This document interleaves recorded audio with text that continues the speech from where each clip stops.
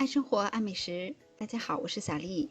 今天来分享一个我非常喜欢的蔓越莓曲奇，口感酸酸甜甜的，又酥又香。方法也特别简单，很适合新手朋友操作。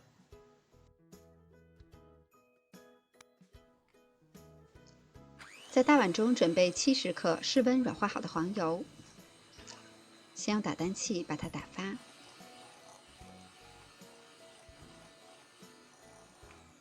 打至这样的状态就可以，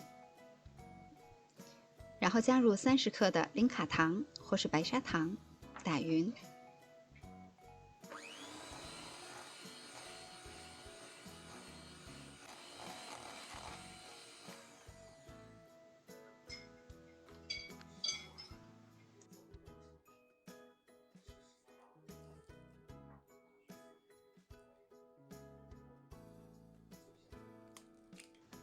再加入1颗常温的鸡蛋，打匀。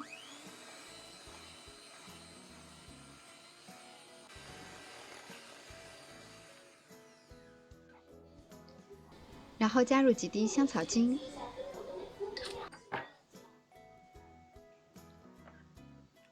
筛入160克的低筋面粉，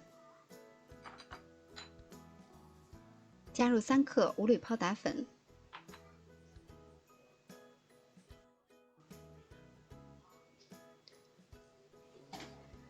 然后用刮刀拌匀。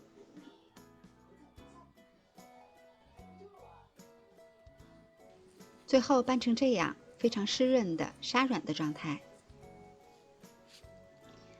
然后加入70克的蔓越莓干，用手抓匀。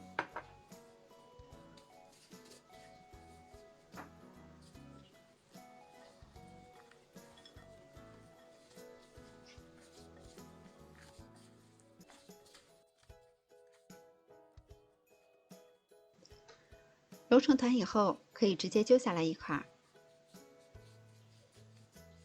把它整理一下形状，形状不需要太规则。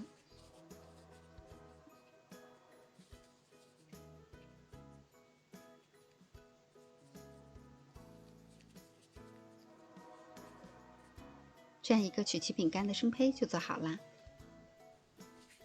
把做好的生胚都摆放到烤盘中，烤箱上下火提前预热，170度放在中层烤20到22分钟左右。因为烤箱之间是有差异的，所以具体的温度和时间还要根据实际情况来适当的调节。将烤好的曲奇饼干放到晾架上自然放凉，就可以装盘开动了。这是一款让所有人都无法抗拒的曲奇饼干，它的做法特别简单，不需要模具，搅一搅就可以成功。